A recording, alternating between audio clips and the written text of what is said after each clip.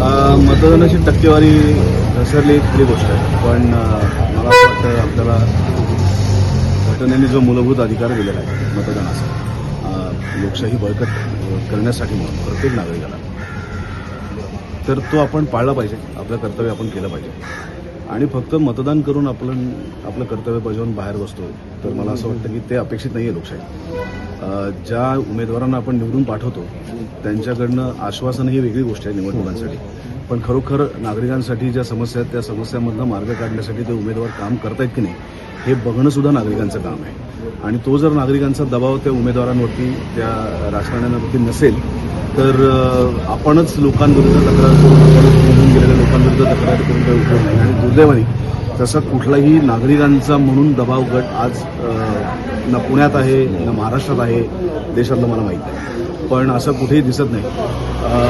पुण्याचं गेल्या काही वर्षांमध्ये म्हणजे अभिमान आहे या शहराचा, कारण जन्म झाला, शिक्षण झालं, या क्षेत्रात येण्याची वाट या शहराने दाखवली. पण आता पुण्याचं जे बदललेलं स्वरूप आहे ते मुंबईपेक्षा सुद्धा भयंकर होत चाललं. आणि अशा या बदलत्या पुण्याच्या परिस्थितीला जर नागरिकांनी स्वतःचा दबाव गट, आता हे जे लोक निवडून येतील ती जातील महानगरपालिकेत बसतील, पण त्यांनी घेतलेल्या प्रत्येक निर्णयाला आपण गप्प बसून तसेच राहणार असू तर मग आपल्याला त्यांच्यावरती आरोप करण्याचा कुठलाही अधिकार नाही. आपल्याला जर एखादी समस्या वाटत असेल, आपल्याला जर एखादी अडचण वाटत असेल, तर ती आपण निवडून दिलेल्या लोकप्रतिनिधींच्या पाठीमागे लागून पूर्ण करून घेण्याची जबाबदारी नागरिकांची. म्हणूनच त्याची सुरुवात मतदानापासून होते आणि म्हणूनच मतदान करणं महत्त्वाचं आहे. दुसरीकडे असं की वेल्डिंगच्या जागी 27 मजली बिल्डिंग होणं म्हणजे विकास नाही. आपण त्या शहराचा गळा घुटतोय आपल्याला कळत नाही. ज्या भागात रस्ते मोठे नाहीत, ज्या भागात ऑलरेडी अनेक वेगवेगळ्या आस्थापनांची गर्दी आहे, अशा ठिकाणी केवळ तुम्ही जुनं कन्स्ट्रक्शन पाडून तिथे नवीन कन्स्ट्रक्शनला आणि 20 मजले वाढवणार, तिथे येणारी लोक असतील, अनेक गाड्या असतील, तिथे पार्किंगची समस्या असेल, लहान मुलांच्या शाळा आजूबाजूला असतील, कॉलेजेस आजूबाजूला असतील, वृद्ध माणसांचे जाण्या येण्याचे प्रश्न असतील. मला असं वाटतं विकास हा शहराचा गळा घोटून करायचा नसतो. विकास हा मूलभूत समस्या, जसं आता पुण्यामध्ये लहान मुलांसाठी खेळायला एकही ग्राउंड आहे. गेले अनेक वर्ष मी याच्याबद्दल बोलतोय. जी ग्राउंड्स आहेत ती सगळी प्रायव्हेट आहेत, तिकडे तुम्हाला बाहेरच्या लोकांना खेळू देत नाही. मग मुलांनी खेळायचं कुठे?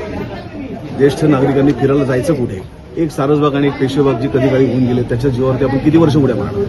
बाहेरचा ज्या पद्धतीने विकास होतोय त्या पद्धतीत मिळेल त्या जागेमध्ये फक्त बिल्डिंगा उभा करायचं का आपल्याला नागरिकांना श्वास घेण्यासाठी सुद्धा जागा ठेवायची? तर विकास हा माणसं जगण्यासाठी, जागवण्यासाठी असला पाहिजे, माणसांचा आणि शहराचा गळा घोटण्यासाठी नसला पाहिजे. 9 वर्षानंतर निवडणुका मी आश्वासनांकडे बघत नाही. मी परत त्याच मुद्द्याकडे येतो की सर्वसामान्य नागरिकाचं जीवन सुसह्य कशाने होणार आहे? फुकट दिल्याने होणार आहे का? मग फुकट ग्राउंड द्या. मला असं वाटतं की सर्वसामान्य माणसाचं त्या शहरातल्या, त्या गावातल्या, त्या कसब्यातल्या, कसबा म्हणजे कसबा मतदारसंघ नाही, त्या छोटासा भाग शहरातला, या प्रत्येक नागरिकाचं जीवन जगण्याचा तितकाच मूलभूत हक्क आहे आणि चांगलं जीवन जगण्याचा हक्क आहे. ते चांगलं जीवन त्याला आपण कशा पद्धतीने त्याचं जीवन कसं सुसह्य करू हे बघणंच लोकप्रतिनिधींचं काम आहे. म्हणूनच आपण त्यांना निवडून दिलं. त्यामुळे फुकट बस प्रवास देताय का मेट्रो फुकट देताय याच्यापेक्षा मला श्वास घ्यायला जागा देताय का हा आत्ताचा महत्त्वाचा प्रश्न. कालावधीनंतर गर्दी खूप लोक आहेत आणि उत्साहाने मतदान करतायत.